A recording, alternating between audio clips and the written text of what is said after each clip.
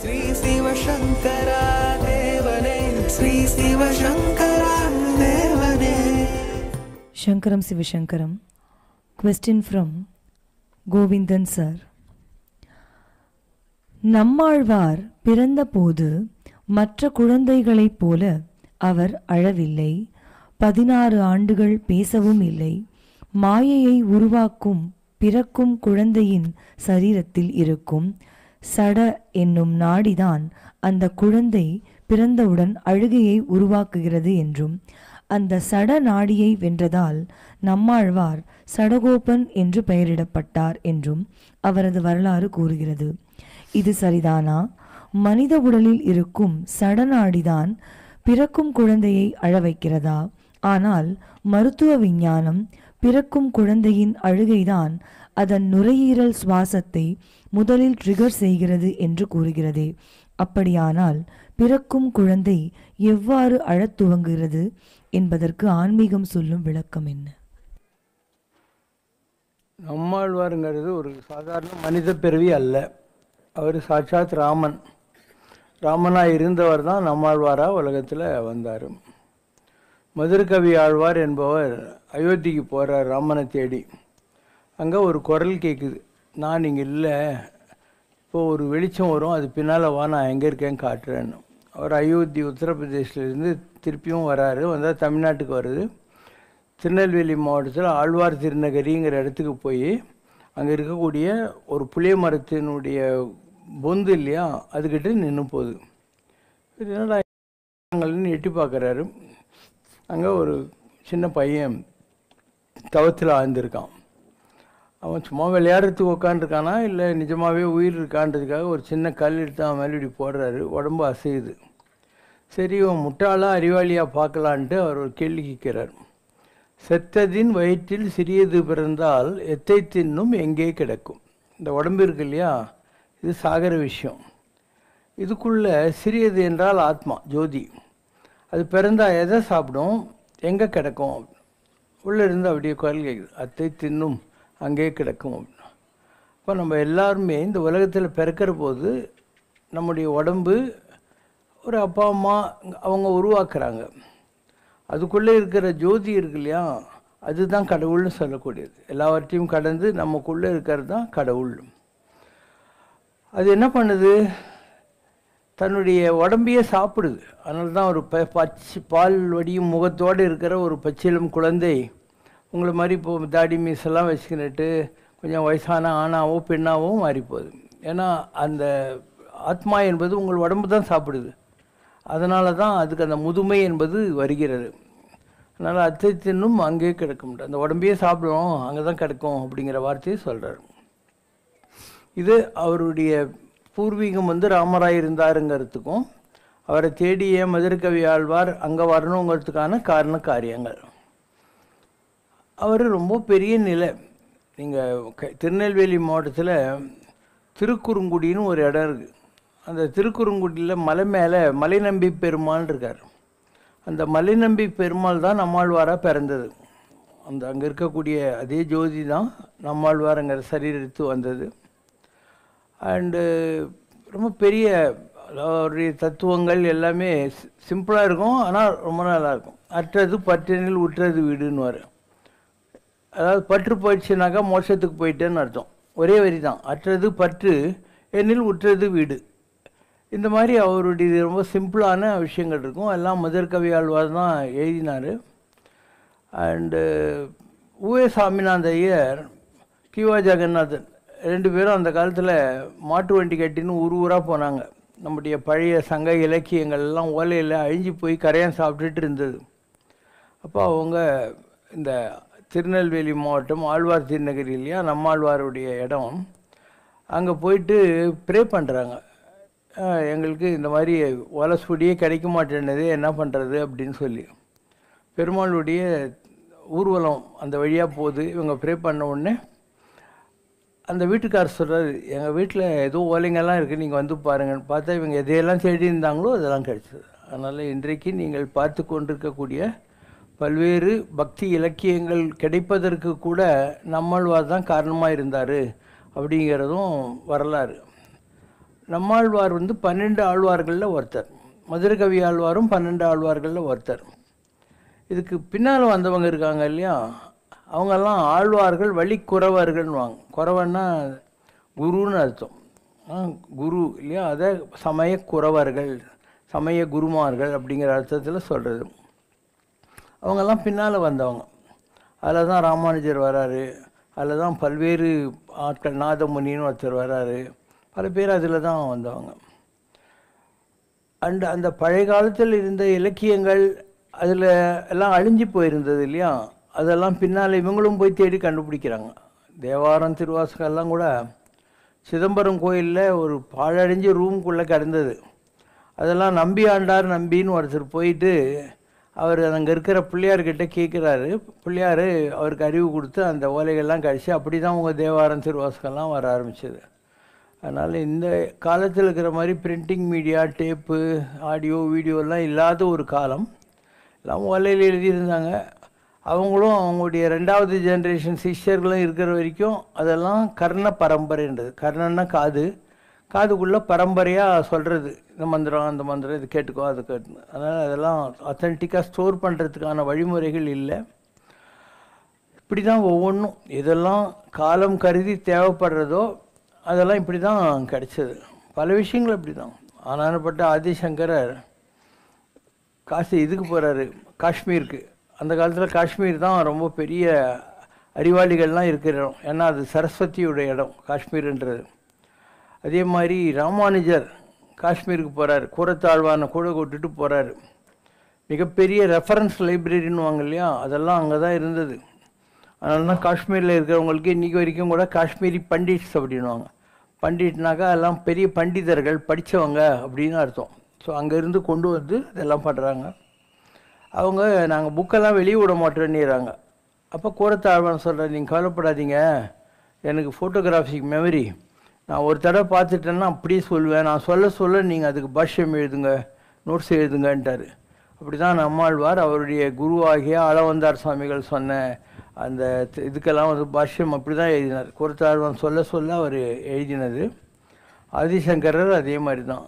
நந்தி பகவான் பிடிக்கிறார் கைலாசத்துலேருந்து வாங்கின்னு வர்ற போது, இவர் மெமரியிலேருந்து எடுத்து எல்லாத்தையும் கொண்டு வர்றார். இந்த மாதிரி எவ்வளோ பிரயத்தனங்களுக்கு பின்னால் தான் இன்றைக்கி கிடச்சிருக்கிற இந்த கொஞ்சம் நஞ்சமாவது நமக்கு கிடச்சிருக்கு. இல்லைன்னா எவ்வளவோ இருந்திருக்கு. அந்த காலத்தில் நிறைய இருந்திருக்கு. செல்லரிச்சு போனது கொஞ்சம், தேவையில்லாத போனது கொஞ்சம், நந்தி மாதிரி ஆட்கள் பிடுங்கி வச்சுக்கிறது பாதி. அதனால் ஏதோ கொஞ்சம்தான் நமக்கெல்லாம் கிடச்சிருக்கு. த ப்ராப்ளம் இஸ், கிடைச்ச கொஞ்சம் நெஞ்சத்தை கூட நம்ம ஒழுங்காக காப்பாற்றலைன்றது தான் இல்லையா. யாருக்கு இதெல்லாம் இன்ட்ரெஸ்ட் இருக்குது இன்றைக்கி? ஏதோ ஸ்கூலில் ஒரு 4 வரி கற்றுக் கொடுத்துருப்பான், அவ்வளோ தவிர வேறு இந்த புக்கெல்லாம் யார் போய் படித்தாங்க, யார் இதெல்லாம் கற்றுக்கிட்டாங்க இல்லையா. அதனால் அதில் நிறைய மீனிங்கெல்லாம் இருக்குது. போய காலங்கள், போகு காலங்கள், போகின்ற காலங்கள், அன்னை தந்தை உயிர் ஆகின்றாய், நான் உன்னை அடைந்தேன் விடுவனோ, இனி ஒழிவில் காலமெல்லாம் உடனாய் மன்னி வழிவில்லாத அடிமை செய்ய வேண்டும் நாம். இதெல்லாம் அதில் வர்றது தான். என்ன அர்த்தம்? இந்த பாஸ்ட்டு, ப்ரெசன்ட், ஃப்யூச்சர் எல்லாத்துலேயும் நீ தான் எனக்கு அப்பா, நீ தான் எனக்கு அம்மா, நீ தான் எனக்கு உயிர், அன்னை தந்தை உயிர் ஆகின்றாய். இந்த பிறவியில் ஏதோ ஒரு வகையில் நான் உங்கள்கிட்ட வந்து சேர்ந்துட்டேன். அதனால் என் லைஃப்பில் மீதி இருக்கிற காலமெல்லாம் நான் உனக்கு சர்வீஸ் பண்ணோம். நான் பண்ணுற சர்வீஸில் ஏதோ ஒரு அஜ்ஞானத்தினாலே, இக்னரன்ஸ்னாலே எந்த தப்பும் வந்துடக்கூடாது அப்படின்னு அர்த்தம். இப்படி பல்வேறு விதமான விஷயங்கள், ரொம்ப நல்ல விஷயங்கள்லாம் இருக்குது. நீ நினைக்கிற மாதிரி கஷ்டம் கிடையாது, அதெல்லாம் ஈஸியாக புரியும். தரு துயரம் தடாயில் என் சரணல்லார் சரணில்லை. என்ன அர்த்தம்? நீ தருகின்ற கஷ்டத்தில் இருந்து நீ தடுக்கவில்லை என்று சொன்னால், நீ தருகிற துயரத்தை தடாயேல் நீ தடுக்கவில்லை என்று சொன்னால், உன்னுடைய பாதத்தை விட எனக்கு வேறு ஒன்றும் வழி இல்லை, சரணல்ல சரிகுள்ளே. விரைகுழு மலர்பொழில் சூழ் வித்துவக்கோட்டு அம்மானே. வித்துவக்கோடுன்றது கேரளாவில், அந்த காலத்தில் கேரளா இப்போ தானே பிரிஞ்சது 1950. அது வரைக்கும் நம்ம கூட தான் இருந்தது. நம்ம சேரமான் பெருமாள் நாயனார் போன்ற வைஷ்ணவ ஆச்சாரியர்கள்லாம் அரசர்களாக இருந்திருக்காங்க அந்த ஊரில். குலசேகர ஆழ்வார் எல்லாம் அந்த மாதிரி வந்தவங்க தான். நீ சரணல்லார் சரணில்லை, விரைகுழு மலர்பொழில் சூழ் வித்துவக்கோட்டு அம்மானே, அரிசினத்தால் ஈன்றதாய் அடித்திடினும் மற்றவள் தான் அருள் இணைந்து அழும் கொடவி அதுபோன்று இருந்தேனே. ஒரு குழந்தைய அம்மா போட்டு பட்டுன்னு அடிக்கிறாளாம். அப்போ கூட அந்த குழந்தை அம்மா அப்படின்னு கத்தும். அது மாதிரி கடவுளே நீ எனக்கு எவ்வளோ ப்ராப்ளம் கொடுத்தா என்ன, நான் திருப்பி திருப்பி உங்கள்கிட்ட தானே வந்து அழுகணும் அப்படின்னு அர்த்தம். ரொம்ப சிம்பிளாக இருக்கும். புரியாதது ஒன்றுமே கிடையாது. ஆனால் யாரும் படிக்கிறதே கிடையாது. எல்லாமே இருக்குது நம்மக்கிட்ட. ரொம்ப ஈஸியாக உங்களுக்கு ஸ்கூல்லேயே கற்றுக் கொடுத்துருப்பாங்க. பச்சை மலை போல் மேனி அப்படின்னா என்ன, ஒரு பச்சை மலை மாதிரி நீ இருக்கேன்னு அர்த்தம். பவளவாய் கமலச்செங்கண் அச்சுதா அமரரேரே அயர்தம் கொழுந்தே என்னும் இச்சுவைத வேற யான் போய் இந்திரலோகமாலும் அச்சுவை பெருன்னு வேண்டேன் அரங்கமா நகருள்ளானே. உன்னை இந்த மாதிரி போய்ந்து துதித்து கொண்டிருக்கணும். இந்த ஒரு சந்தோஷத்தை தவிர எனக்கு இந்திர பதவி கிடைச்சா கூட அதிலெல்லாம் இன்ட்ரெஸ்டே இல்லை அப்படின்னு அர்த்தம். இப்படி 4000 பாட்டு இருக்குது. 4000 பிரபந்தங்கள் பேர். சைவத்தில் தேவாரம், திருவாசகம் இந்த மாதிரியான இலக்கியங்கள்லாம் இருக்கின்றன. எவ்வளவோ இருக்குது. இதெல்லாம் அழிந்து கொண்டிருந்தது. இது நம்பியாண்டார் நம்பிக்கை கொஞ்சம் கிடச்சது. அதுக்கப்புறம் மாணிக்க வாசகர் இருக்கார் இல்லையா, அவர் வார்கலந்த மாணிக்க வாசக அப்படிங்கிற மாதிரி மந்திரியாக இருந்தார் அரிமத்தன பாண்டியன்கிட்ட. இந்த பிட்டுக்கு முன் சுமந்த கதையெல்லாம் உங்களுக்கு தெரியும். அதுக்கப்புறம் எனக்கு இந்த மந்திரி வேலை வேணான்னு சிதம்பரத்துலேருந்து 50 மைல் தள்ளி போய் ஒரு குடிசையில் உக்காந்துக்கிட்டு அவர் எழுதுகிறார். அந்த திருவாசகத்தை எழுதுகிறார். திருவாசகத்துக்கு உருகார், ஒரு வாசகத்துக்கும் உருகார் அப்படின்வாங்க. அப்போ ஆனானப்பட்ட நடராஜ பெருமாளே அவர்கிட்ட ஒரு புலவர் மாதிரி போய் நீங்கள் சொல்லுங்கள், நான் எல்லாத்தையும் எழுதிக்கிறேன் அப்படின்னார்.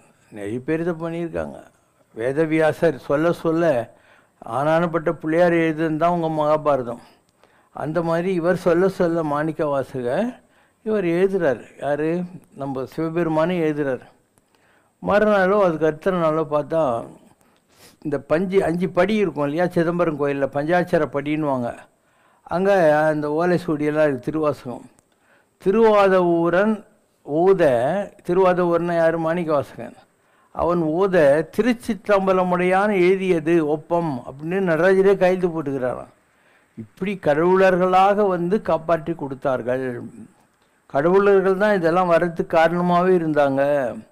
உலகம் யாவையும் தாமுளவாக்கலும் நிறைபெறுத்தலும் நீக்கலும் நீங்களா அழகிலா விளையாட்டுடையாரவர் ஆண்டவர் அன்னவர்க்கே சரண் நாங்களே. யார்? கம்பர். கம்பருக்கு ஆண்டவனே அடி எடுத்து கொடுக்குறான். உலகம் யாவையும் தாமுளவாக்கலும், உலகத்தெல்லாம் நான் தான் உண்டாக்குறேன், அதை ஸ்டடி பண்ணுறேன். நிலைபெறுத்தலும் நீக்கலும் அழிக்கிறதும் நான் தான். அழகிலா விளையாட்டுன்னா புரிஞ்சிக்கவே முடியாது யாராலும். அந்த மாதிரி ஒரு விளையாட்டு. அப்படி ஒரு தலைவன் இருக்கான், அவனுக்கு நாங்கள்லாம் அடிமைகள்னு அர்த்தம். திருக்கிழார் பெருமான் பெரிய புராணம் எழுதணும். அவருக்கும் கடவுளே அடி எடுத்து கொடுக்குறார். உலகெல்லாம் உணர்ந்து ஓதற்கரியவன் நிலவுலாவிய நீர்மலிவேணியன் அப்படின்னு சொல்லி உலகத்தில் இருக்கிற எல்லா நாலேஜையும் சேர்ந்தாலையும் அவனை புரிஞ்சிக்கவே முடியாது, அவனை புகழவும் முடியாது. அப்படிலாம் அவனை பற்றி இவங்க தான் அடி எடுத்து கொடுத்தாங்க. இது மாதிரி எல்லாத்துக்குமே கடவுள் தான் அடி எடுத்து கொடுத்தார். திருவள்ளுவர் இருக்கிறார். இன்றைக்கி நீங்கள் திருக்குறள்ன்றீங்க, கழுகை துளைத்தேழ் கடலை புகட்டி குறுகத்தரித்த குரலுங்கிறீங்க. ஒரு கடுகு மாதிரி இருக்குது, ஆனால் 7 கடலில் இருக்கிற நாலேஜ் அதுக்குள்ளே இருக்குது அப்படிங்கிற வார்த்தையெல்லாம் சொல்கிறீங்க. இன்னும் சொல்கிறாங்க, இந்த மாதிரி திருக்குறளை யார் படித்தானோ அவன் சபையில் போய் எல்லா புலவர்கள் கூடியும் 1330 அருங்குறளும் பாயிரத்தோடே பயின்ற பின் மண்ணு திருச்சபையில் புலவரோடு வீட்டிருக்கலாம்னு அர்த்தம். நீ போய் இந்த 1330 குறள் படித்தாவே புலவர்களுக்கு இணையாக உட்காந்துக்கலாம் இந்த சபையால். அது கஷ்டப்பட்டு அவர் எழுதுகிறாரு. யார்? திருவள்ளுவர். இந்த மதுரையில் இருக்கிற அந்த புலவர்கள் இது 1.25 அடி தான் இருக்குது, வெண்பா இருந்தால் 4 அடி இருக்கணும் அப்படின்னு கிராமர் கட்டின்னு அழுகுறான். நகி நகி ரட்சத்திட்டு குறுங்கரனேன்னு வர ஆதிசங்கர். கிராமர்லாம் உதவாதுறான்னு அதை கட்டிக்கின்னு முடியாதுன்ட்டான். இவர் ரொம்ப சோகமாக வராரு. அப்போ அந்த அவைப்பாட்டி எதிரில் வர என்ன புலவரேன்னு, இந்த மாதிரி அவங்க ஏற்றுக்க மாட்டேன்ட்டாங்க. நீ வா நான் கூப்பிட்டு போகிறேன்னு போய், புலவர்களே உங்களுக்கும் தெரியாது எனக்கும் தெரியாது, இது நல்லதா இல்லையான்றதை இந்த சங்கப்பலகை சொல்லணும். அப்போது பொற்றாமரை குளத்தில் அந்த சங்கப்பலகை மேலே திருக்குறளை வச்ச உடனே அது அப்படியே டாயின்னு மேலே வருது. அப்போ தான் திருக்குறள் அலப்பணும். அதே மாதிரி கம்பர் ராமாயணத்தை எழுதுகிறார். ஸ்ரீரங்கம் கோயிலில் பேக் சைடு இருக்கு இல்லையா, அங்கே நரசிம்மர் சந்நிதி ஒன்று இருக்குது. அந்த சந்நிதிக்கிட்ட அரங்கேற்றத்துக்கு போகிறார். அவங்கெல்லாம் சொல்கிறாங்க, இது கம்பராமாயணம் கடவுள் ஒத்துக்கினா தான் நாங்கள் ஒத்துக்குவோம், இல்லைன்னா வால்மீகி ராமாயணம் இருக்குது, துளசி ராமாயணங்கிறது, நீ என்ன புதுசாக ஏதோ ஒன்று எழுதி கொண்டாந்துக்கிற அப்படின்னு சொல்கிறாங்க. அப்போது இவர் சொல்கிறார், நான் முழு ராமாயணத்தையும் சொல்கிற அளவுக்கு நேரம் இல்லை, அதனால் இரணியன் வதைப்பாடல்னு ஒன்று இருக்குது கம்பராமாயணத்தில். இரணியன் யார்? நரசிம்மன். நரசிம்மவதாரத்துக்கு காரணமாக இருந்தவன் பிரகலாதனுடைய அப்பன். அவனை கொன்னது ஒரிஜினல் ராமாயணத்தில் இல்லை, ஆனால் இவர் எழுதியிருக்காரு. ஆனால் இதை மாத்திரம் நான் படிக்க போகிறேன், நரசிம்மர் ஒத்துக்கினார்னா நீங்கள் ஒத்துக்கணும்னு சரின்றாங்க. இவர் மற்றதெல்லாம் படிக்கவே இல்லை. அந்த இரணியன் வதைப்படத்தில் நரசிம்மர் தூண்லேருந்து சிரிக்கிறாரு. அப்போது யாரோ இந்த இவன் இரணியன் கேட்குறான், யாரா சிரிச்சதுன்ற மாதிரி. ஆரடா சிரித்தார் அப்படிங்கிறான். அப்போ நிஜமாகவே அந்த தூண்லேருந்து நரசிம்மர் அப்படியே சிரிச்சுக்கிட்டு உக்காண்டிருக்காராம். அப்போ தான் இவனுங்கெல்லாம் ஒத்துக்கினானுங்க. ஒவ்வொருத்தடையும் கடவுள் இவங்களுக்கெல்லாம் புத்தி சொல்ல வேண்டியிருக்கு. அதே மாதிரி இங்கே காஞ்சிபுரம் கந்தக்கோட்டம், அதில் கச்சப்ப சிவாச்சாரியார்னு ஒரு ஐயரு முருகனே சொல்கிறார், வடமொழியில் ஸ்கந்த புராணம்னு ஒன்று இருக்குது, அதை தமிழில் எழுது, முருகனுடைய வரலாறு.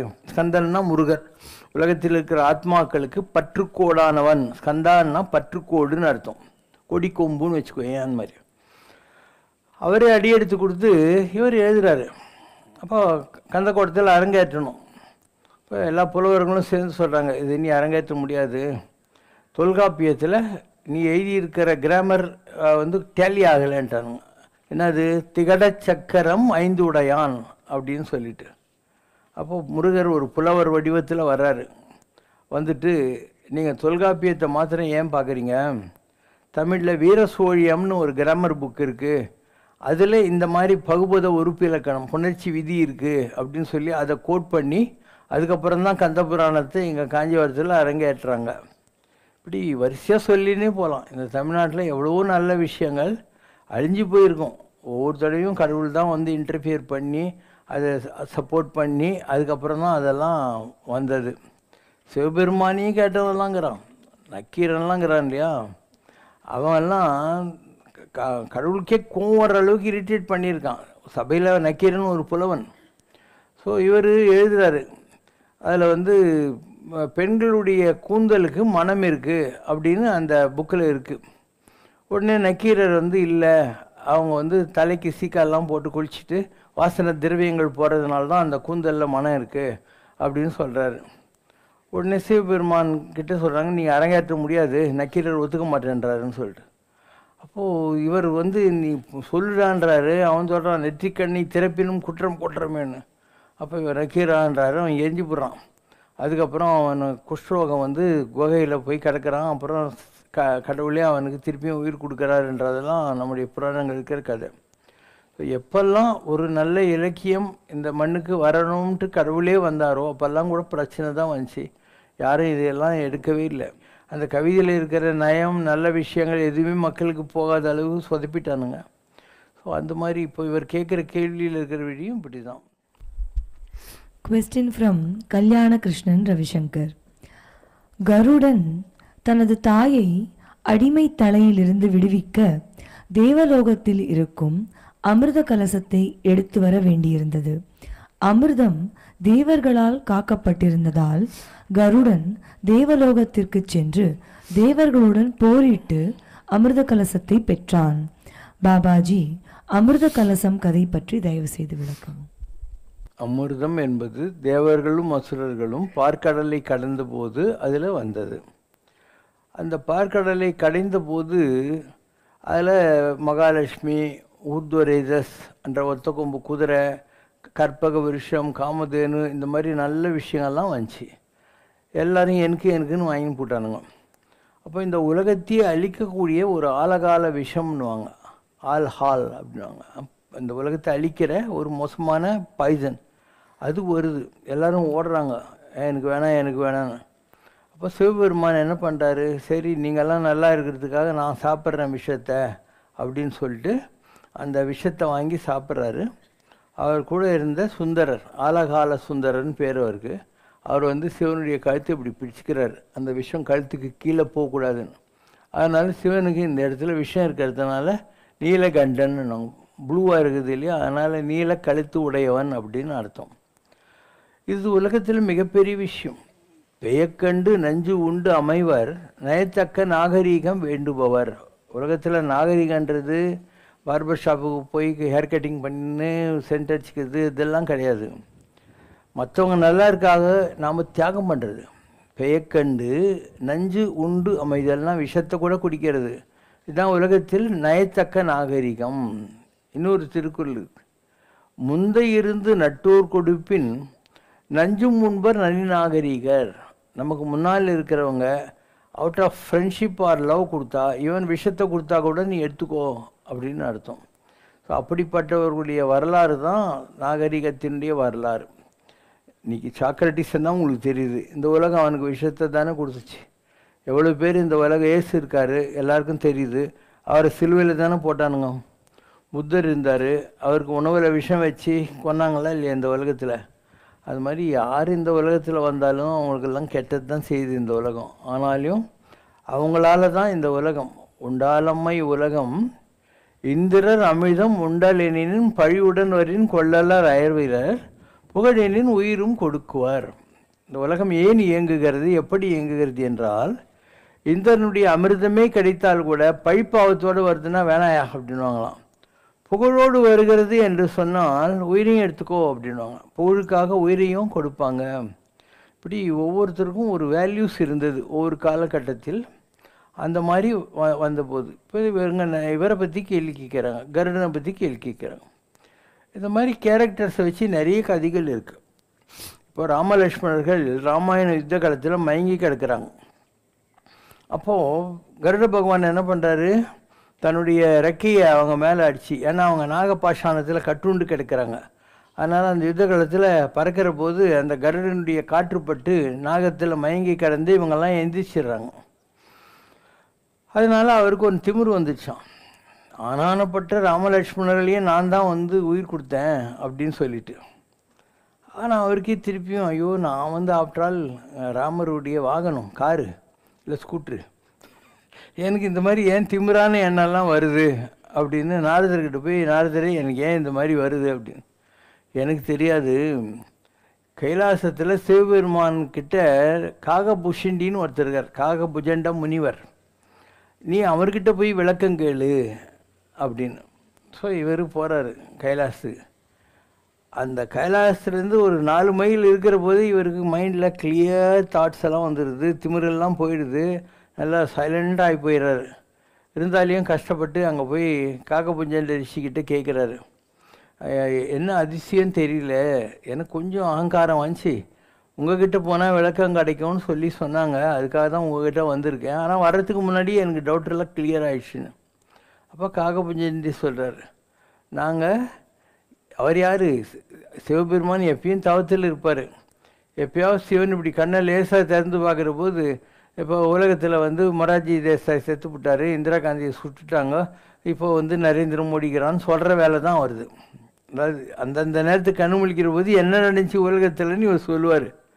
அந்த மாதிரி இருக்கிற ஒரு காகபுஞ்சண்டி சொல்கிறாரு, இந்த ஆசிரமத்தில் நாங்கள் எவ்வளோ யுகங்களாக ராமநாமத்தை சொல்லின்னு இருக்கோம், ராமர் பிறக்கிறதுக்கு முன்னாடி இருந்தே நாங்கள் ராமநாமத்தை சொல்லிகிட்ருக்கோம்.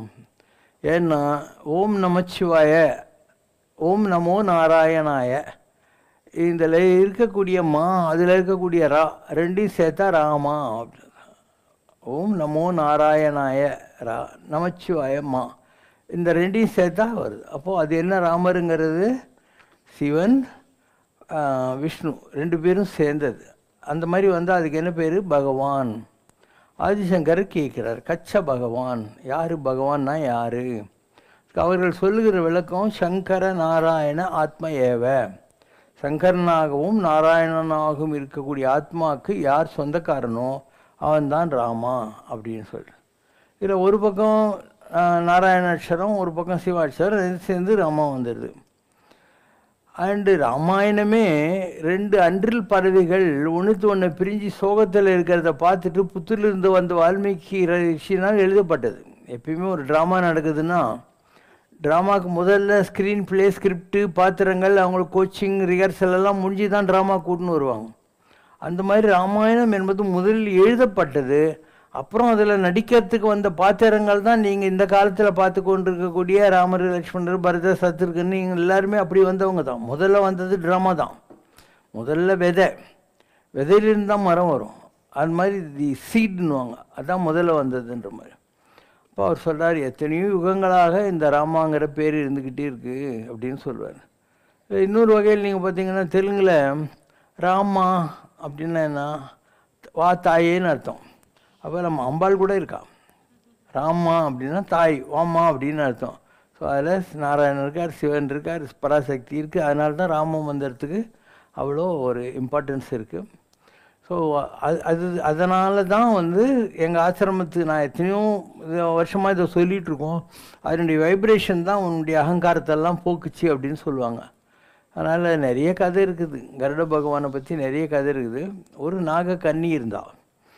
அந்த நாகக்கன்னியை தப்பிச்சு போகணும் எப்படியாவது, ஏன்னா எல்லா நாகத்தையும் கருட பகவான் சாப்பிட்டுனே தான்.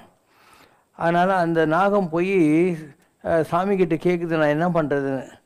ஆஞ்சநேயர் தபத்தில் உட்காண்டிருக்காரு, அங்கே போய் நீ, அவர் உனக்கு அடைக்கலம் கொடுப்பாருன்னு. ஸோ அந்த பாம்பு தவத்தில் உட்காந்துருக்கிற ஆஞ்சநேயருக்கு பின்னால் போய் ஒழிஞ்சிக்குது. அப்போ கருடன் அங்கே வர்றாரு. வந்த உடனே இந்த பாம்பை நான் சாப்பிட வந்துக்கிறேன் அப்படின்ட்டு, ஏன்னா நாரதர் தான் போட்டு கொடுத்தது அந்த பாம்பு அங்கே இருக்குது போன்னு சொல்லிட்டு. அப்போது ஆஞ்சநேயருக்கும் இவருக்கும் கருடனுக்கும் சண்டை நடக்குது. அப்போ கருடன் தோற்று போகிறாரு. தோற்று போன உடனே ஆஞ்சநேயர் சொல்கிறார், நான் உயிரை எடுக்க மாட்டேன், என்னந்தாலும் நீ என்னுடைய பெருமாளுக்கு வாகனமாக இருக்க, உன் உயிரை எடுக்க மாட்டேன். ஆனால் நீ இனிமே இந்த பொண்ணை, அந்த நாக கன்னி இருக்கா இல்லையா, அவளுக்கு எந்த உபதிரவும் கொடுக்க மாட்டேன்னு எனக்கு ப்ராமிஸ் பண்ணுன்னு சொன்னார். ஸோ அப்படி ப்ராமிஸ் பண்ணி தான் அந்த லேடியை இவர் காப்பாற்றுறாரு. இந்த மாதிரி நாகலோகம் இருக்கிறதும் உண்மை, நாக தேவதைகள்லாம் இருக்கிறதும் உண்மை. அது மாதிரி நிறைய இருக்குது. இப்போ நாகாலாண்டுன்றோம் இல்லையா, அது நாகலோகம். கைலாச யாத்திரை பண்ணுற போது நேபாள் இந்தியா பார்டரில் சிர்கான்னு ஒரு இடம் இருக்குது, அங்கே உண்மையாகவே நாகலோகம் இருக்குது, நான் போயிருக்கேன். அதே மாதிரி நாகப்பட்டினம் அங்கே இருக்குது. கர்நாடகா இல்லையா, மேக்சிமம் எல்லாமே நாக தேவதைகள் தான் அங்கே இருக்கிறவங்கெல்லாம். அவங்களோட இம்பார்ட்டன்ஸே பாம்புகளை கும்பிட்றது தான் கர்நாடகா பொறுத்து மாற்றணும். அது மாதிரி இந்த பாம்புகள் இருக்கிற உலகம் நிறைய இருக்குது. அதுங்களுக்கெல்லாம் ஒரு பவர் உண்டு. இன்னும் சொல்லப்போனால் நம்ம எல்லாருடைய உயிரும் நம்மக்கிட்ட இல்லை. எப்படி நீங்கள் ஒரு ரிமோட் கண்ட்ரோல் வச்சுருக்கிறீங்களோ அந்த மாதிரி ஒரு பயாலாஜிக்கல் ஃபிசிக்கல் பாடியில் நீங்கள் இருக்கீங்க. உங்களுடைய உயிருடைய கான்ட்ராக்ட் இல்லையா, அது நாகலோகத்தில் இருக்குது, ஏதோ ஒரு பாம்புக்கிட்டே இருக்குது. நான் நாகலோகத்துக்கு போனேன்னு சொல்கிறேன் இல்லையா, அங்கே திருப்பதி வெங்கடாஜலபதியோட முகம் அப்படி ஒரு பாம்பு இருக்குது. பாம்பு வெங்கடாஜலபதியோட முகத்தோடு இருக்குது. அதே மாதிரி ஒரு சின்ன தொட்டிலில் ஒரு குழந்தை மூஞ்சியோட ஒரு குழந்தை படுத்துன்னு இருக்குது. இந்த மாதிரி இந்த பூமியில் இருக்கிற எல்லாத்துக்கும் அங்கே ஒரு இது இருக்குது, கனெக்ஷன் இருக்குது. இந்த உலகத்தில் எதெல்லாம் இருக்கோ எல்லாத்துக்கும் நாகலோகத்தில் அதே மாதிரியான விஷயங்கள் இருக்கின்றன. அதனால் இதெல்லாம் யாருக்கு புரியுது இல்லையா, இந்த மாதிரிலாம் இருக்குது, அதெல்லாம் யாருக்கும் புரியாது. உலகத்திலேயே எல்லாத்தையோட மோசமான தோஷம் ஏதாவது இருந்தால் அது நாகதோஷம்தான். நமக்கு தெரியாமல் போகலாம். நாகதோஷம்ன்றது நீங்கள் ஏதோ வெறும் பாம்பு அடிக்கிறதுன்னு நினச்சிக்கிறீங்க, அப்படி இல்லை. ஒவ்வொரு ஆத்மாவுமே ஒரு நாகம்தான். அதனால் நீங்கள் யாருக்கு எந்த தொந்தரவு கொடுத்தாலையும் அவங்க வெற்றி பிறை இருக்கு இல்லையா, முதுகு தண்டு, அது ஒரு பாம்பினுடைய வடிவத்தில் இருக்குது. இன்னும் சொல்லப்போனால் நீங்கள் யாரை முருகர்னு சொல்லி கும்பிட்றீங்களோ அவரே பாம்பு தான். அவருடைய பேர் என்ன, நாகசுப்பராயடு, நாகசுப்பிரமணியன் அப்படின்னு அர்த்தம். அது பாம்பு வடிவத்தில் தான் அவர் இருப்பார். நான் காட்டியிருக்கேன், இப்படி தான் இருப்பார். கைலாசத்தில் கூட பார்வதி, சிவன், அதாவது யாக்கு மேலே சிவன், சிங்கத்துக்கிட்ட அம்பாள் உட்காந்துருப்பா, பக்கத்தில் ஒரு பாம்பு உட்காந்துருக்கும் அந்த யாக்கோட 2 கொம்புக்கு நடுவில். இந்த பக்கம் கீழே ஒரு பெண்மயில், இந்த பக்கம் கீழே ஒரு பெண்மயில் இருக்கும். அதுதான் வள்ளி தேவியானன்றது. ஒரு மணி ஒன்று இருக்கும், அந்த மணிக்கு பேர் கண்டாபரணன்னு சொல்கிறது. இருக்கா பாரு, இல்லை புக்கில் கூட இல்லையா, இதெல்லாம் நான் என்றைக்கோ காட்டிட்டாங்க. வாயில் வடை சுட்டு யாரும் ஒத்துக்க மாட்டாங்களே, அதனால் எல்லாத்தையும் ஃபோட்டோலேயே காட்டிட்டேன். உங்கள் கேமராலேயே இப்படி தான் இருக்கும், இப்படி தான் இருக்கும், பார்த்துக்கோங்கலாம். யாருக்கும் புரியலை, இல்லை அவங்களுக்கு இதெல்லாம் தெரிஞ்சுக்கிறதுல இன்ட்ரெஸ்ட் இல்லை. அதனால் முருகர் பாம்பு, உங்களுக்கு டவுட்டே தேவையில்லை. நீங்கள் நினைக்கிற மாதிரி முருகர் வேல் மேலே மயில் வச்சுன்னு இப்படி ஜுங்குன்னு இருக்க மாட்டார். அவர் மயில் மேலே இருக்கிற ஓம், அதுதான் முருகர். அதே மாதிரி பிள்ளையாருன்னு நீங்கள் சொல்கிறீங்க இல்லையா, அவருக்கு ஃபேஸில் ஒரு ஓம் இருக்குது, வயிற்றில் ஒரு ஓம் இருக்குது. இப்படி ஆசீர்வாதம் பண்ணுற போஸில் மயில் மேலே உட்காந்து இருப்பார். மயூர கணபதினு அவருக்கு பேர்.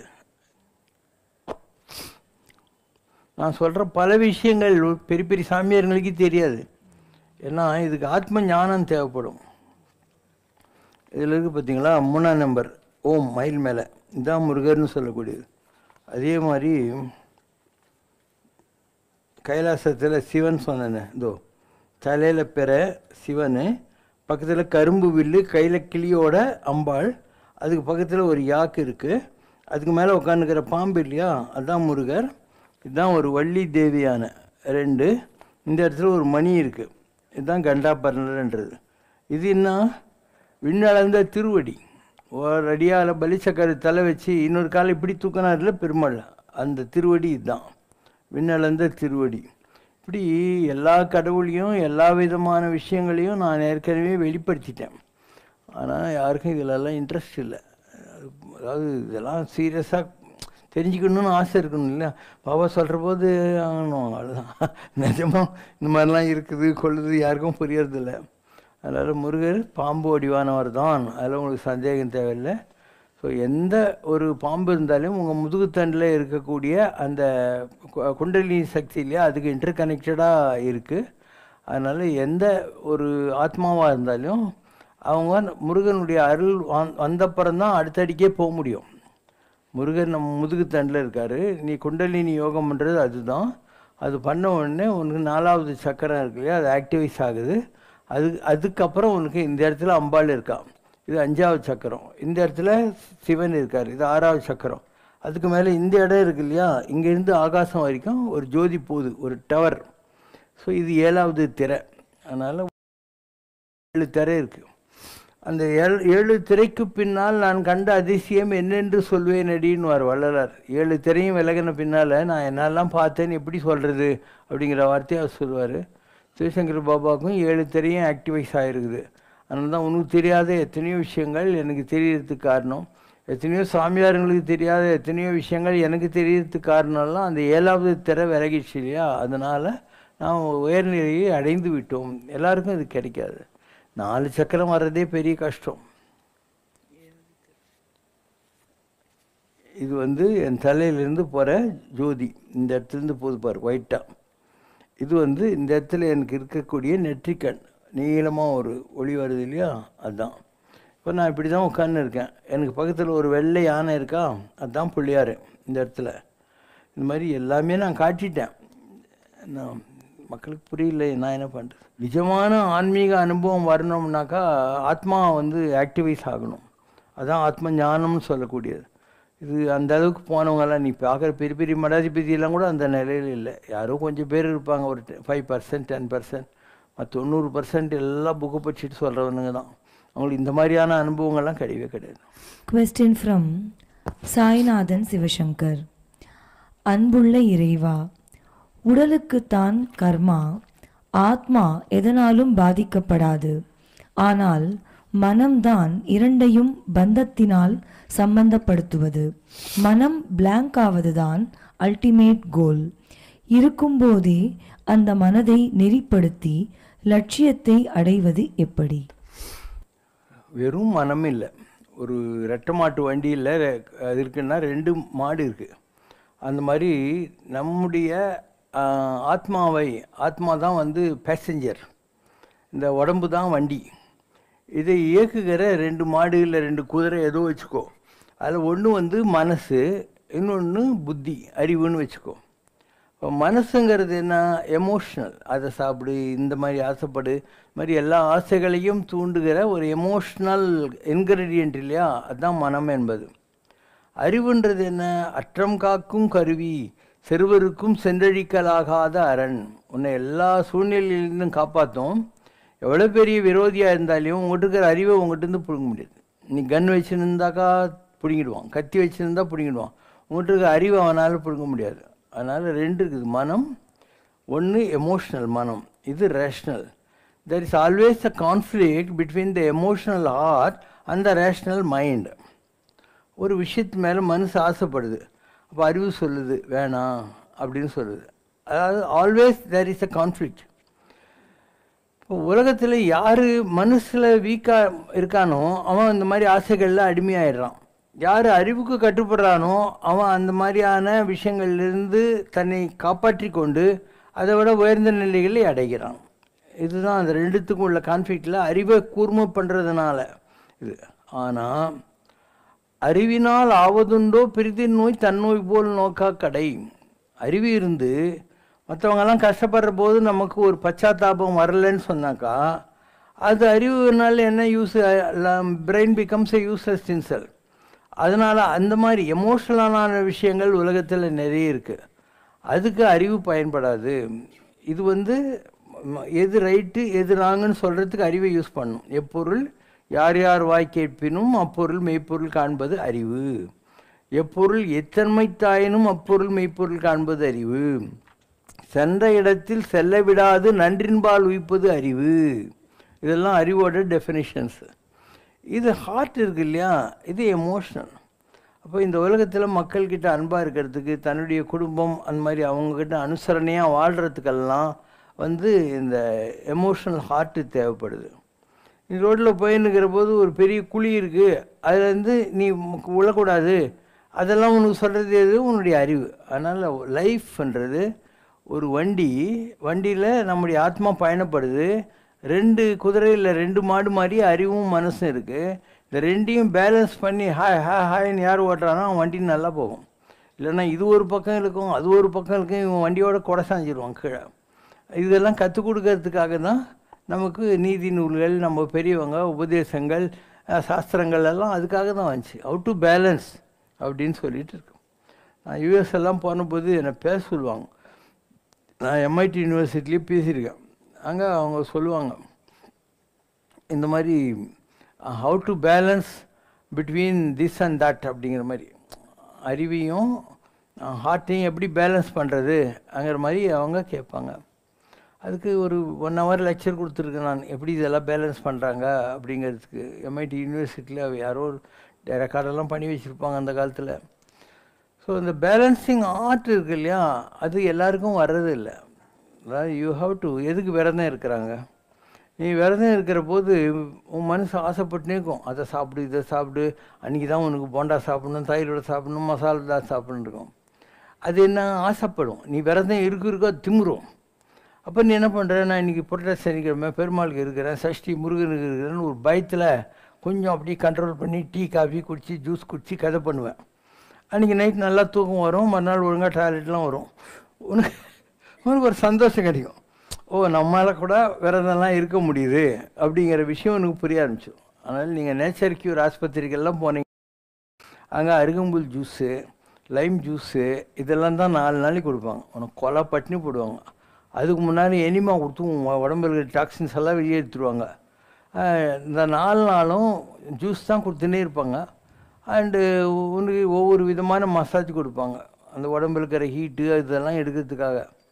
ஒரு 4-5 நாள் ஆனோடனே உனக்கு உடம்பு நல்லா ஆகிடும், கலகலான்னு இருக்கும். அதுக்கு முன்னாடி நடக்கிறதுக்கே ட்ரை பண்ணியிருந்த நீ உடம்புல வெயிட் குறையும். எப்படியும் ஒரு வாரத்தில் 5 kg கூட குறைஞ்சிடலாம், அதோட ஜாஸ்தி கூட குறையும், டிபெண்ட்ஸ். அப்போ உனக்கு ஒரு லைட் ஃபீலிங் வரும் இல்லையா. ஒரு 50 kg தூக்கின்னு போகிறதுக்கும் 30 kg தூக்கின்னு போகிறதுக்கும் வித்தியாசம் இருக்குது இல்லையா. அந்த மாதிரி ஒரு லைட் ஃபீலிங் வருமா, உனக்கே அதில் ஒரு இன்ட்ரெஸ்ட் வந்துடும், நாம் கண்ட்ரோல் பண்ணணும். இப்படி பல விஷயங்கள் இருக்குது. டயட்டீஷியன்களுக்கு அதெல்லாம் தெரியும். உனக்கு சஸ்டைன் பண்ணுறதுக்கு எவ்வளோ கேலரிஸ் வேணுமோ அவ்வளோ கேலரி அவங்க சாப்பிட்டு கொடுப்பானுங்க. அதை நீ சாப்பிட்டுட்டு கொஞ்சம் அவங்க சொல்லித்தருவாங்க, பேசிக் எக்ஸசைஸஸ் சொல்லித்தருவாங்க. அதுலேயும் எல்லோரும் எல்லா எக்ஸசைஸும் பண்ண வேண்டியதில்லை. உனக்கு ஒரு பேசிக்காக நார்மலான எக்ஸசைஸ் பண்ணால் வாக்கிங்கே போகிறோம். And if you are having less age and உடம்புல கொஞ்சம் தொப்பகிப்பெல்லாம் வந்துச்சுன்னா அதுக்கு வயிற்றுக்குள்ள எக்ஸசைசஸ் எல்லாம் வேறு நிறைய இடங்குது. நான் கூட அட்ரஸ் உனக்கு தர்றேன். கோயம்புத்தூரில் கிருஷ்ணசாமி கவுண்டர் ஒரு நேச்சர் கியூர் ஹாஸ்பிட்டல் இருக்குது. அங்கே போனேன்னாக்கா டெய்லி ஒரு மசாஜ், களிமண்ணில் ஒரு இது பண்ணுவாங்க, நீரை ஸ்டீமில் பண்ணுவாங்க, வாழை இலையில் படுக்க வச்சு ஒன்று சூரிய வெளிச்சம் கிடைக்கிற மாதிரி பண்ணுவாங்க. இந்த மாதிரி மசாஜ் இருக்குது. அதுக்கப்புறம் டயட் சார்ட் படி அவங்க கொண்டாந்து ஒரு ரூம்லேயே கொடுத்துட்டு போடுவாங்க, என்ன ஜூஸ் குடிக்கணும் என்ன குடிக்கணும் அந்த மாதிரி. அண்டு டார்மெட்ரி இருக்குது, ஒரு நாளைக்கு 200 ரூபா. உனக்கு ஒரு ரூம் வேணும்னு சொன்னாக்கா ஒரு நாளைக்கு 1600 ரூபா அப்படி இருக்கும். ஓகே, அந்த மாதிரி அங்கே இருக்குது. அதே மாதிரி அதை விட உனக்கு பட்ஜெட்டில் வேணும்னா கண்ணனூர் தாலிபரம்பா கோயில்லாங்கிறதுல ராஜராஜேஸ்வரா அந்த இடத்துல பிரத்யுக்ஷா நேச்சர் க்யூர் சென்டர்னு ஒன்று இருக்குது. அங்கே ரொம்ப கம்மியாக தான் வாங்குவாங்க, அமௌண்ட்டும் கம்மியாக வாங்குவாங்க.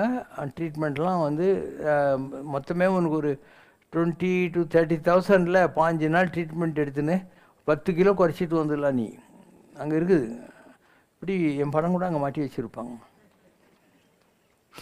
அங்கே போயிருக்கேன்.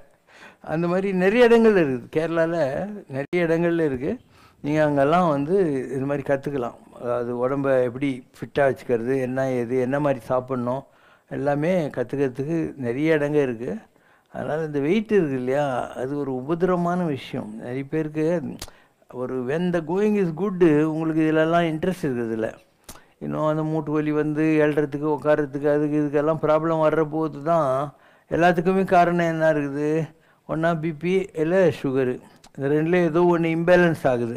இதுக்கு மருந்து சாப்பிட்டா அது இம்பேலன்ஸ் ஆகுது, அதுக்கு சாப்பிட்டா இது இம்பேலன்ஸ் ஆகி போகுது. ஸோ அதுக்கு ஏற்ற மாதிரி டயட்டை கோப்பு பண்ணணும், கொஞ்சம் பேசிக் எக்ஸசைசஸ் எல்லாம் பண்ணும். இதெல்லாம் பண்ணால் you can always be fit. Question from Vasanthi Govindan. ஒரு தெய்வத்தின் மூல மந்திரத்தை போலவே அந்த தெய்வத்தின் காயத்ரி மந்திரமும் மிகவும் சக்தி வாய்ந்ததா? ஒரு தெய்வத்தின் மூல மந்திரத்திற்கும் காயத்ரி மந்திரத்திற்கும் உள்ள வேறுபாடு என்ன? இருக்கிறது ஒரு காயத்ரி மந்திரம் தான். இவங்க பின்னால் வந்தவங்க என்ன சொன்னாங்க, அந்த காயத்ரி மந்திரம் இல்லையா, ஓம் பூர்வா, அந்த பேசிக்கில் எல்லா கடவுளுக்கும் ஒன்று சேர்த்து கோத்து விட்டானுங்க. அதனால் இன்னும் சொல்லப்போனால் நீ எதை காயத்ரி மந்திரம்னு சொல்கிறியோ அது காயத்ரி மந்திரமே இல்லை, சாவித்திரி மந்திரம். அது சாவித்திரின்னா என்ன, சூரியனுடைய கன்சார்ட். ஸோ உங்களுக்கு இந்த பெரியவங்க இல்லை உங்கள் குருமார்கள் கற்றுக் கொடுக்குற மந்திரம் வந்து ஓம் பூர்வாஸ் இல்லையா, அது சாவித்திரி மந்திரம். அதை நீ வாங்கி உள்ளுக்குள்ளே சேன் பண்ண எப்படி உன்னுடைய செல்ஃபோன் உன் கம்ப்யூட்டருக்கு ஒரு பாஸ்வேர்டு இருக்கு இல்லையா, அந்த மாதிரி உனக்குள்ளே இருந்து காயத்ரி உனக்கு ஒரு பாஸ்வேர்டு கொடுப்பா. அதுதான் காயத்ரி மந்திரம். நீங்கள் சொல்கிற எதுவுமே காயத்ரி மந்திரம் கிடையாது. சாவித்திரி மந்திரத்தை சொல்லி காயத்ரி உனக்கு தரிசனம் கொடுத்து உனக்கு ஒரு பாஸ்வேர்டு கொடுப்பா. அப்படி உன் செல் ஆக்டிவ் ஆகுது இல்லையா, அந்த மாதிரி தான் அதெல்லாம். நான் காயத்ரி மாதாவை நேரில் பார்த்துருக்கேன். நான் வந்து 48 நாள் டெய்லி யாகம் பண்ணேன். நான் சபரிமலையில் அந்த ஐயர் பண்ணுறதை பார்த்துட்டு வந்து அதே மாதிரி பண்ண ஆரம்பித்தேன். இப்போ 48வது நாள் எனக்கு காயத்ரி வந்து வந்தாங்க, நெருப்பில் வந்தாங்க. ஸோ நான் காலை கூட தொட்டு கும்பிட்டேன். அது ஃபயர் அப்படி இருக்கும் கூட நான் ஃபீல் பண்ணேன். அப்போ அந்த அம்மா சொல்கிறான், நான் யஜ்ஞ தேவதை, சூரிய பத்தினி, காயத்ரி என் பெயர், உனக்கு என்ன வர வேண்டும் கேள். இதுதான் அந்த அம்மா எனக்கு சொன்னது. நான் சொன்னேன், எனக்கு எந்த வாரம் வேண்டியதில்லை, நான் எந்த கடவுள்கிட்டையும் எந்த வாரம் கேட்குறதே கிடையாது, என் பக்கத்துலேயும் இல்லை அதெல்லாம். இல்லை வீட்டுக்கு யாராவது பெரியவங்க வந்தாக்கா ஒரு சாத்துக்குடி பிஸ்கெட் பேட் வாங்கின்னு வருவாங்கள்ல, அந்த மாதிரி அவங்கெல்லாம் வந்தால் ஏதாவது கொடுக்கணும், அவங்க ரூல்ஸ் அது. அதனால் இல்லை நான் எதாவது கொடுக்கணும் கேளுன்னா, என்னடா தொந்தரவாக போச்சுன்னு. என்னை யார் பார்க்க வந்தாலையும் இல்லைன்னு சொல்லாமல் அவங்களுக்கு சாப்பிட்றதுக்கு ஏதாவது கொடுக்குற ஒரு கண்டிஷனில் நீ என்னை என்றைக்கும் வெயின்னு சொன்னேன். அந்த மாதிரி எனக்கு அந்த வாரம் கொடுத்துருக்கா. அதனால தான் நான் எங்கே போனாலையும் யாரும் பசியாக இருக்க மாட்டாங்க, ஏதாவது கிடைக்கும். இப்போ கூட உனக்கு உப்புமா கொடுத்தாங்க, வாழைப்பழம் கொடுத்தாங்க. அதனால் காயத்ரி கிட்ட வாங்கின வாரம் பரித்தமாச்சு. அதனால தான் நான் தில்லாக இருப்பேன் எப்பயுமே. இப்போ என்ன நிலாங்கரையிலேயே நம்ம சாப்பாடு கொடுக்க ஆரம்பித்தோம் இல்லையா, ஒரு சாம்பார் சாதம், ஒரு தயிர் சாதம், சிப்ஸு, பொரியல் கொடுப்போம். அப்புறம் சாப்பாடே போட்டுன்னு இருந்தோம் ஒரு காலகட்டத்தில். அண்டு இங்கே வந்தப்புறமும் வந்து நம்ம காமன் மெஸ் எல்லாம் நடத்தணும். அந்த மாதிரி பல விஷயங்கள்லாம் சாதிச்சு பார்த்தோம். அண்டு எதுக்கும் பஞ்சமில்லாத ஒரு விஷயமா ஏன் இந்த ஆசிரமம் ஓடுது அப்படின்னா, இது காயத்ரியோட வரத்தால் கிடைச்ச ஒரு பலித்தம். அண்டு அமாவாசைக்கு கோடிசாமி பண்ணிட்டு இருந்தாருன்னு அவர்கிட்ட நம்ம அமாவாசைக்கு படையல் பண்ணி பிரிஞ்சி அந்த மாதிரி நல்ல விஷயம் பண்ணுறோம். அதை எடுத்துன்னு போய் திருப்பூர் கோயில் வாசலில் அங்கே இங்கெல்லாம் உட்காந்துக்கிற ரொம்ப வயசான வசதி குறைந்தவங்களுக்கெல்லாம் நம்ம ஆளுங்க ஆட்டோலேயே காரில் போய் ஒரு 80 பேருக்கு அப்படி கொடுத்துட்டு வரோம். எல்லாம் நல்லா பார்சல் பண்ணி கொண்டு போய் கொடுத்துட்டு வரோம். நிறைய இது இங்கே வந்து எதுக்கும் பஞ்சம் இருந்தது இல்லை. நீலாங்கரையில் நான் வந்து சமாராதனைன்னு ஒன்று பண்ணுவேன். அதாவது ஒரு 1000-1500 பேருக்கு இலை போட்டு அதில் சாப்பாடெல்லாம் பண்ணுவோம். இன்றைக்கி மகர ஜோதி முடிஞ்ச மறுநாள் வந்து இப்படி வாலண்டியர்ஸ் எல்லாரையும் உட்கார வச்சு சாப்பாடெல்லாம் போட்டு, அதுக்கப்புறம் நான் வந்து ஈரத்துணியோட அவங்க எல்லாருடைய எச்சலையிலையும் புரளுவேன். இதெல்லாம் அந்த காலத்தில் பண்ணியிருக்கேன் நான். ஏன் அப்படி பண்ணுவேன் அப்படின்னா, இங்கே வள்ளிமலை சச்சிதானந்த சாமி இருந்தார் இல்லையா, அவர் வாழ்க்கையில் அப்படி பண்ணின்னு இருந்தார். ஒவ்வொரு கிருத்திக்கும் அவர் இந்த மாதிரி, அவரே சமையல்காரனாக இருந்தவர், அதனால் சமைச்சு சமாராதனை பண்ணிவிட்டு எல்லோரும் சாப்பிட்டு போன உடனே அந்த இலையில் அவர் அங்கப்பிரஷனம் பண்ணுவார். ஒரு நாள் இவர் கன்சாமி கோயிலுக்கு போகிறார். அப்போ அங்கே வெளியில் ஒரு சாமியார் இருக்கிறார், சட்டி சாமியார்னு. அவர் சொல்கிறார், நாளைக்கு இவன் எல்லாத்தையும் வாரி சுட்டிக்கு போகிறான் பாருன்ட்டு. இவர் ஏதோ ஒரு அதிசயம் நாளைக்கு நடக்க போகுது கிருத்திக்குன்னு உஷாராகணும். இவர் எல்லாருக்கும் சாப்பாடெல்லாம் போட்டு ரெடியாக சாப்பிட போகிற நேரத்தில் உடம்பெல்லாம் குஷ்டம் இருக்கிற ஒரு ஆள் வரான். அவனும் கூட்டு உட்கார வச்சு இவனுங்கெல்லாம் ஓடி போடுவாங்க. அதனால் புழக்கடை கதவு திறந்து அந்த ஆளை கூட்டு போய் பூஜை ரூமில் இலை போட்டு உட்கார வச்சு அவனுக்கும் எல்லா சாப்பாடும் போடுறாரு. எல்லோரும் போன உடனே இவர் எல்லா எச்ஐலையும் அங்கப்பிரஷனம் பண்ணுற மாதிரி பூஜை ரூமுக்குள்ளே இருந்தால் ரத்தம் சீவு ஒழிஞ்சிருந்தால் அந்த எச்ஐலையும் அங்கப்பிரஷனம் பண்ணுறார். அப்போ முருகர் இவருக்கு ஒரு ஜோதி வடிவில் தரிசனம் கொடுத்தார். அதனால் கற்றாங்கே எரிவோம்பி, அதாவது கற்று ஆங்கே எரிவோம்பின்னா டெய்லி யாகங்கள்லாம் செய்கிறவங்க இருக்காங்க. திருவண்ணாமலை இருக்குது. அங்கே யார்? வித்தகராகிய வேடத்தர் உண்ட ஊன் அரிய அயன்மால் உண்ட வண்ணமாம். ஒரு சித்த புருஷன் சாப்பிட்டான்னா பிரம்மா விஷ்ணு சங்கரன் 3 பேரும் சாப்பிட்டதுக்கு ஈக்குவலாம் அது. சோனாபுரி நாட்டினிலே ஓயாமல் சிவபூஜை செய்து உண்பார் சேடத்தை உண்ணும் ஒரு நாயாய் பிறந்துலேனே அப்படின்னு ஒரு ஆள் பாடிக்கார். திருவண்ணாமலையில் இருக்கிற எல்லாரும் நல்லா சிவபூஜை பண்ணுவாங்க. அவங்க சாப்பிட்டு போட்ட எச்சையிலேயே சாப்பிட்ற ஒரு நாயாவது நான் திருவண்ணாமலையில், ஏன்னா அது பொன்மலையாக இருந்துச்சு, அதனால் சோனா அப்படின்னா கோல்டுன்னு அர்த்தம். நான் பிறக்காது போயிட்டேனா அப்படின்னு அர்த்தம். சரி, சாப்பாடை சாப்பிட்டாக்கா என்ன ஆகும்? பத்திரகிரியாருன்னு ஒருத்தர், பட்டினத்தாருடைய சிஷ்யர், திருவடிமருது கோயில் வாசலில் பட்டினத்தார் ஒரு மூலையில் உட்காந்துக்கிறாரு, இவர் ஒரு மூலையில் உட்காந்துக்கிறாரு. இவருக்கு பக்கத்துலேயே ஒரு நாய் இருக்கும். இவர் சாப்பிட்டு மிந்ததெல்லாம் நாய் கொஞ்சம் போட்டுன்னே இருப்பார் பத்திரகிரியார். அப்போ பட்டினத்தார்கிட்ட ஒரு பிச்சைக்காரன் போய் எனக்கு சாப்பாடு கொடுங்க. என்கிட்ட என்னங்குதுப்பா, அந்த கேட்டில் ஒரு குடும்பஸ்தர் இருக்கிறாரு, அவர்கிட்ட போய் கேளுன்னு. இவர் வந்து இங்கே யாரோ குடும்பஸ்தர் இருக்காராமே, அந்த கேட்டில் இருக்கிற பெரியவர் சொன்னாருன்னாரு. இவருக்கு ஷாக் அடிச்ச மாதிரி ஆச்சு. நம்ம பொண்டாட்டி பிள்ளை குட்டி ராஜ்யத்தெல்லாம் விட்டோம், இங்கே வந்து இந்த நாயை கட்டின்னு அதுன்னுக்குறோம். இதை தான் வந்து குரு குடும்பம்னு சொல்லிட்டார் போலக்குதுன்னு அந்த திருவோடி எடுத்து நாய் மேலே போட்டார். அது செத்து போச்சு. இப்படி ஒரு 5 வருஷம் ஆயிடுச்சு. ஒரு தேர் வந்து நிற்குது. அதுலேருந்து காசிராஜா இறங்கி வர்றான். இவர்கிட்ட, சாமி நான் காசிராஜா, எனக்கு ஒரு பொன் குழந்தை பிறந்த பிறந்து எங்கள் ஹஸ்பண்டு திருவிடைமருதூர் கோயில் வாசலில் இருக்கிறாரு பத்ரகிரி சாமி, அதனால் நான் அவரை கட்டிக்கணும்னு சொல்லினேந்தா, அதனால் அவளை கூட்டின்னு வந்துக்கிறேன். தேர்லேருந்து ஒரு அழகான ராஜகுமாரி குச்சி வர்றான். குச்சி வந்து, நாதா என்னை தெரிகிறதா அப்படின்னு. யார்? நான் தான் சாமி அந்த நாய். உங்கள் சாப்பாடை சாப்பிட்டு காசியில் ராஜகுமாரியாக பிறந்ததுலேருந்து நான் உங்களை ஞாபகம் வச்சுன்னு எப்படா நம்ம மெச்சூர் ஆகும் உங்களை வந்து கல்யாணம் காட்டிக்கணும்னு வந்துக்கிறேன்னு. இதுக்கு ரொம்ப ஆச்சரியமாகுது. நேராக என் குருநாதர் தான் இதுக்கு பதில் சொல்கிறேன்னு பட்டினத்தார்கிட்ட போகிறார். அவர் எனக்கும் இந்த கேள்விக்கு விட தெரியல, மகாலிங்கேஸ்வரையே கேட்கலான்னு பத்ரகிரி, காசிராஜா, அவன் பொண்ணு, பட்டினத்தார் எல்லாரும் அந்த மூலஸ்தானத்துக்குள்ளே போகிறாங்க. சிவலிங்கம் 2ஆக பொழந்து பத்ரகிரி, காசிராஜா பொண்ணு 3 பேரும் டாயின்னு உள்ளே போடுறாங்க. இவர் அழுகுறாரு, என் சிஷ்யனுக்கு மோட்சத்தை கொடுத்திய மகாலிங்கம் எனக்கு கிடைக்கலையேன்னு. என்ன நம்புறதை விட என்னை நம்புறவனை நம்பினா மோட்சம் சீக்கிரம் கிடைக்கும்னு உன்னை பார்த்து உலகம் தெரிஞ்சுக்கணும். ஏன்னா ஒன்றும் அவனை, அதனால் அவனை குளரிஃபை பண்ணோம். உனக்கு பேய் கரும்பு இனிக்கிற போதுதான்ட்டார். விண் பார்த்து தவமிருந்த வேதமாம் பயிர் தழைக்க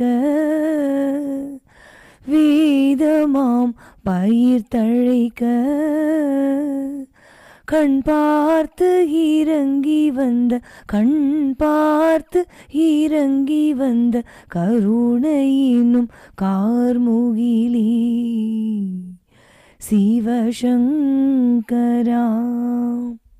நான் பார்க்கும் திசையெங்கும் திசையெங்கும் நான் பார்க்கும் திசையெங்கும் நாயகனின் உருவமன்றோ, நாயகனின் உருவமன்றோ. நாவினிக்க பாடுவதும் நாவினிக்க பாடுவதும் உந்தன் மகிமையன்றோ சிவசங்கரா.